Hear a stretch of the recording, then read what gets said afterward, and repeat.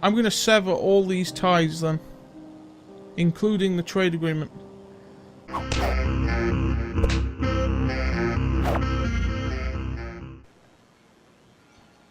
Hello my friends, welcome back to the wonderful and epic world of PC gaming. My name is Mikhail Dmitry Smirnov, and we will be continuing to grow the Russian Empire into the bounds of the French dominion and slay Napoleon. Yeah, unless you are... That was so convincing of an accent. It's me, and I'm back with the Russian campaign for Darthmod, and we will kick some French ass. That might be the worst Russian accent, you'll have to let me know. I thought it was pretty good, you know. Right, because what I'm going to do, since we are at war with the French and we've got an army, I think, falling back to here, I'm going to fall these guys back to our land so that we're out of the way and focus on taking Finland, because I believe Finland is one of the objectives.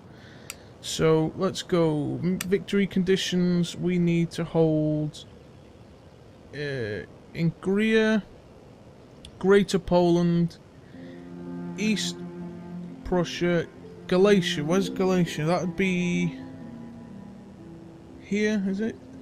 Nope. Whereabouts is that? There we are. So we've got to take that from the Austrians at some point. East Prussia. We basically need to expand these areas.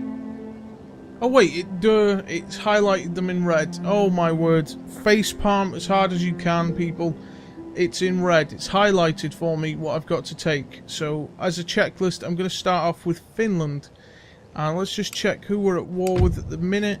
Government, national summary. We are at war with French Empire, the Kingdom of Italy, the Batavian Republic. I think that's Batavian, I can't see properly, the writing is tiny. The Swiss Confederation and the Kingdom of Spain. Wow, so let's go and have a look at Spain. Spain is all the way, obviously, in Spain. So we're at war with these dudes. We're at war with Switzerland, and we're at war with Italy, but we're allied with Naples. On Naples. I always get confused. Nepal is... They're both spelt the same, but I believe Nepal is where Everest is. Not obviously in Europe, I mean that there's somewhere in the east called Nepal. I might be completely off my rocker, right, but anyway. These guys are just line infantry musketeers. We were building up a massive army, weren't we, to go and reinforce the frontline troops so we can keep the French busy. And these guys are regenning in the Austrian territories, because the Austrians are actually pretty damn tough, and they are our friends at the minute. So I'm going to take land from the Swedish. What if I, because they're allied with me, what if I break the alliance with them? Diplomatic relations with the Swedes. Where are they?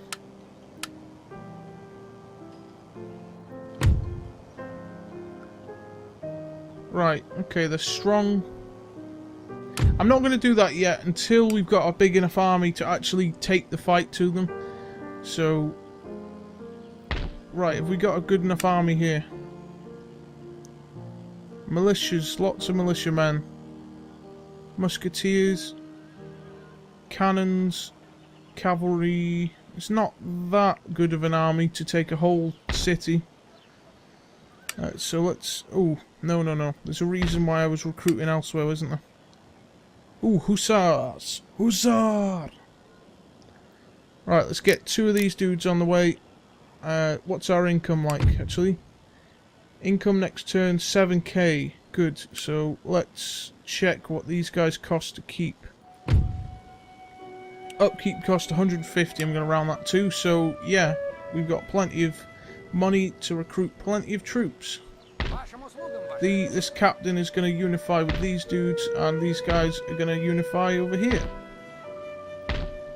Actually, I'm going to shift them across anyway. So what have we got left? We don't want to really take militia with us to invade Sweden. That would be daft. So let's go and move the militiamen to this town. And then let's take these dudes, including... I'm going to take the hunters, or jaegers. In fact, no. We're gonna rip this army apart, I think. Let's take all of these, merge them with this army, and then we're going to move them up to the coast, because we've got to remember, even after playing Rome 2 for so long, that you have to build the naval ships, or yeah, you have to build a transport to get across to Finland. Even though, as I was saying that, there's a crossover point here. God, there's something epic about this game, like the atmosphere and everything. Love it. Right, the army.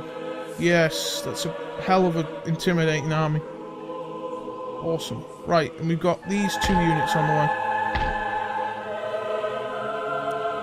Russia will have its victory. The motherland will prevail.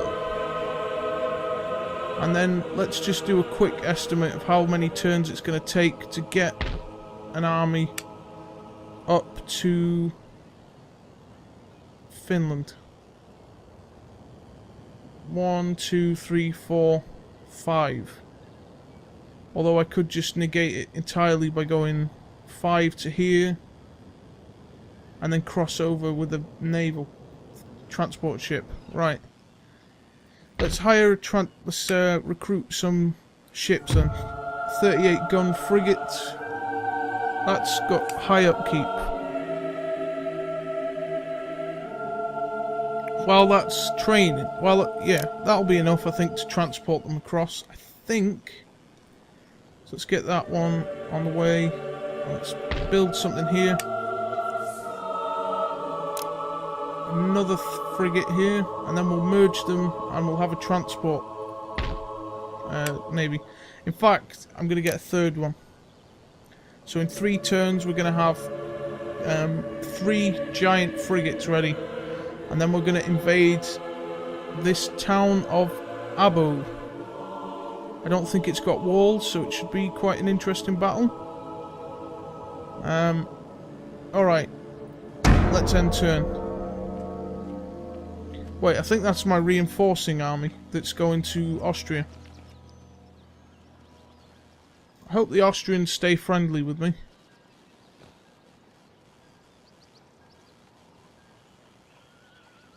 Right, Kingdom of Prussia. I should probably break ties with the Swedish early on, so I don't, like, declare war and piss everybody off.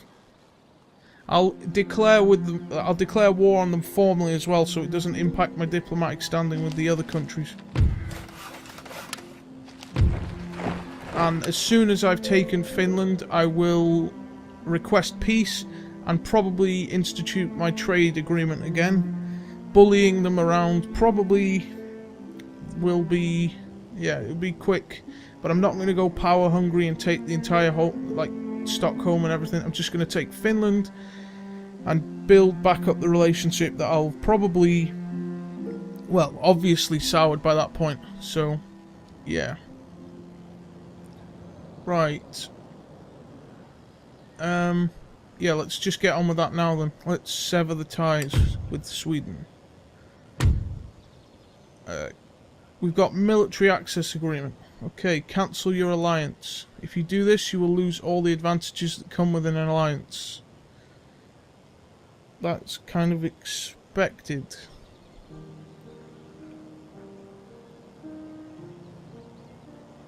I'm going to sever all these ties then, including the trade agreement.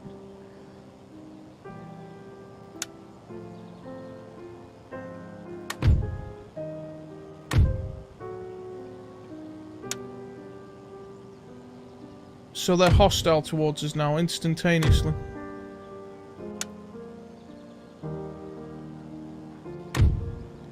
Right. Right, we should still be good standing with everybody else. See, the French hate us. The Austrians are okay with us. The British are okay. Portuguese are okay. All our allies are in good standing then. The Ottomans may declare war on us. I'm not sure. I think we can keep them. They're just unfriendly at the minute, but since the Swedes are hostile, I think we've got good excuse to, you know, declare war and all that.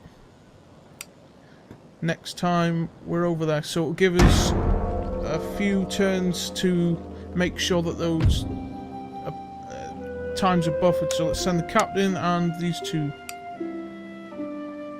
and accept. And I'll send the the leftover troops to the front line. It's a good little system there. Wow, it just makes war sound so peaceful with all this classical music. La-di-da. There is no peace, there is only kill. Oh, oh, shit. Whoa, whoa, whoa. Yeah, I knew that. Wow, didn't I just say that? I'm joined by the Austrian Empire and the Kingdom of Prussia. Ottomans are at my gates. Oh, the Brits and the Portuguese and the Kingdom of Nepal has declined. That's because they're on the other side of the world, practically. Apart from the Poles, they're just tiny. I hope that hasn't severed our alliances, though. It might have. Alright, let's send this guy to join up with these. Right, since we're at war with these guys, we need to be careful. It's time to fire up the good old production of the front line here now. Gonna be taking some Ottoman arse out. I think the Russians outclass the Ottomans in terms of technology, or I could be wrong there though. Yeah, one more turn and then we've got, what's this called? Classical economics. +3 wealth generated by all buildings. -1 happiness. Okay, clamour for reform. Should be able to cope with that. Trade agreement cancelled. Alliance broken. Oh, the UK is no longer our ally.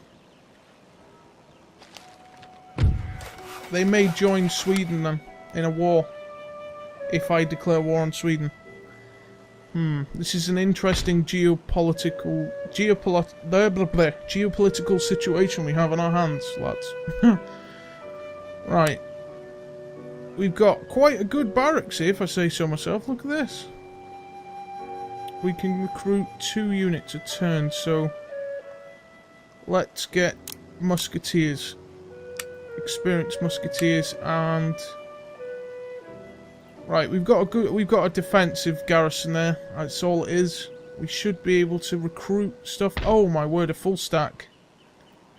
Hopefully they'll stay where they are, otherwise we've got an issue. Right, we've got to shift troops around.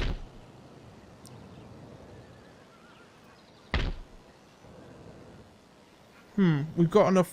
What's the range? We could probably hit there in 2 turns. It's a tiny army though. Right, now let's just kick up the recruitment, even though it's just militia, let's get them on the field. 3 recruitment slots. Let's get 3 sets of musketeers on the way. Let's get recruitment happening over here as well. Worry about the upkeep afterwards. We still need our land more than anything. So we got 19 grand. I'm going to go through my farms and upgrade them all. Yeah, because they... Actually, it's... Yeah, common sense. If that's what the war front, we don't want to upgrade over there first. Lumber mill, what do these do? +50%, 150 wealth to the region, -12% cost to construction in the region. Recruitment cost to naval units decreased. Okay, any spinning little tool thingies? There we are. A stud farm. Yeah, let's do that.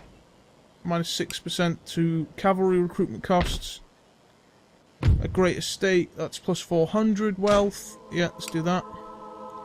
Upgrading Moscow first. Let's get a great estate over here. I'm only going to go to just under 10k, so that means one more estate upgrading. Or one more thing. There's a farm. There we go. Right. Oh, and also I managed to fix the... I believe I've fixed... I don't want to jinx it. I think I've fixed the... You know, the way that it would cut out randomly, and I had to explain what happened rather than show the video because it cut me. It just didn't record that bit for some reason. I think I've fixed that now, so yeah, it's going to be pretty good. So yeah, I've got a feeling we might lose some territory here now. That's my honest feelings. So got militia popping up there. 3, that's a significant amount of soldiers there. You're talking yeah, that's 1,200 soldiers are going to be ready for the fight on that end. You've got 500 militia there, and we've got 800 here. So we've got an army of 2,000 going to be garrisoned in Odessa. So that is going to be quite good. In fact, what I'm going to do is I'm going to shift this army down here. Let's get on with it. Wait, who's moving down to here? Wait a minute, I thought I was following her. No, my bad. I got the paths of the... It looked like there was a path coming down to here, but there wasn't. It was me confusing myself. Right, there's an army there.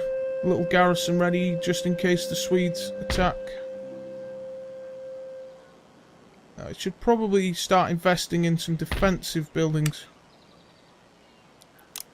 Let's get soldiers recruiting there. Let's get line infantry recruiting there. And what else have we got going on? This is going to be good. Prussia's joined us, which is good, and so is Austria, and Austria is quite powerful. I'm going to hold this army here. It's going to be a defensive army over everything, above everything else. So, oh, we've got really experienced troops there as well. Slow replenishment rank. It's okay. It's alright. We'll get it done. Okie dokie. Let's end turn. You'll notice that the games are a little bit slower in Napoleon, and that's because of the whole micromanaging on the campaign map. Some people say that they prefer Rome 2's way of doing it, where Rome 2 would, you know, you upgrade everything per province, per city, so you just click on the city and you can upgrade everything. I personally like going around the place and picking what to upgrade and what not to upgrade, and it's pretty satisfying when you see the numbers boost in your economy, and yeah, it just makes the campaign map feel more interactive. And I like it personally, but some people don't, and I can understand that since it's a Total War game and it's supposed to be about the battles, but I like the strategy aspect, and I also like the tactics on the battlefield aspect. Right, I've been instructed by my monarch to discuss a proposal for our mutual gain. Military alliance, their demands 1,200.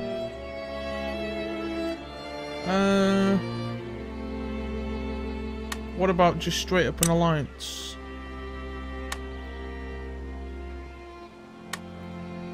What about swapping technologies? Conscription, wow, okay, demand technology. Lower class happiness. Okay, conscription allows his able-bodied men to make himself available for service in the army. Increases recruitment slots in your home region by 1. Classical economics. Division of labour, that's good. Let's go with... See if they want to trade that for that.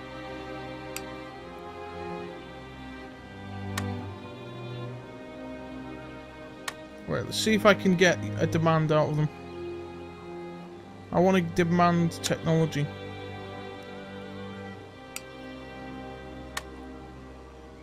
Okay, that's not going to work. I might have to just try and bribe them. Payment. Offer payment. Let's offer... I'm going to offer 5 grand, because that's quite a good piece of technology there. Technology, division of labour, accept. Good. Now we've got an extra piece of technology. Very cool. Upkeep in the next turn is probably going to crash a bit because of the fact we're at war and we've severed several trade agreements. But, yeah, they're still cheaper. Okay. Intellectual advance. Classical economics again. Okay. Oh, we've got an extra dude. Okay. Right, let's have a look what we can research again. Why did that close? Right. What does this do? Plus 10% to technology research, right. Spawns a gentleman, maximum number 1. Maximum number plus 1, I mean.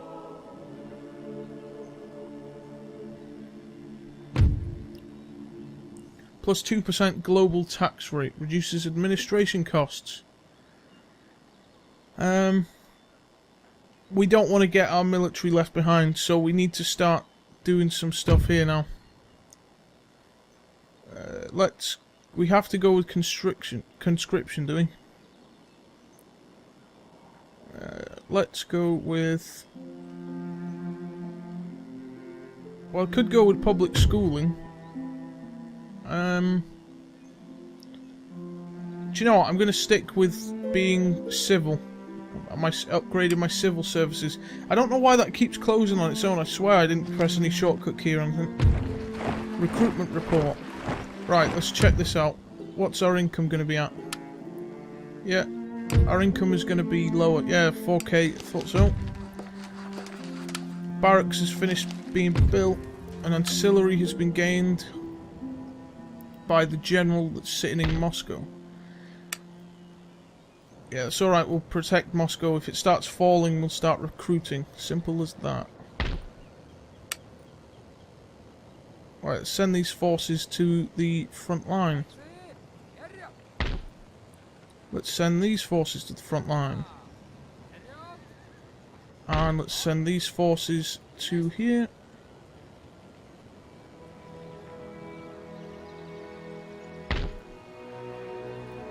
Right, that's going to be a defensive army, and this one will be the attacker, so kind of that'll pin them so that they won't invade, and this one will go in for the flanking here. Because that is open for the taking at the minute, but I don't want to just rush in, because they might have a full stack or 2 there or something daft like that. So let's recruit some more musketeers, veterans. And we can recruit some more musketeers here anyway. Good. I'm just going to save up now. I'm not going to excessively spend on my cities or anything at the minute. I'll try and work with what I've got. Right, let's move up north. We've got... This was supposed to be... This is the army that's supposedly going to take Sweden. Finland, I mean. And this unit... I was going to say to send him up to the French front line, but I'm not going to. I'm going to send him down here. It's going to take 2 turns to get there. Russian spy. Let's send him to get eyes on the Ottomans. And then let's unify the navy.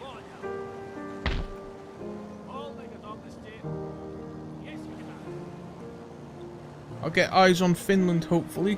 Oh shit, clock. I've missed the clock. Damn it, this episode is running late. Right, let's protect the trade routes. And, alright, I will have to call an end to this episode here. I hope you're enjoying this campaign, because I'm having fun playing it as well.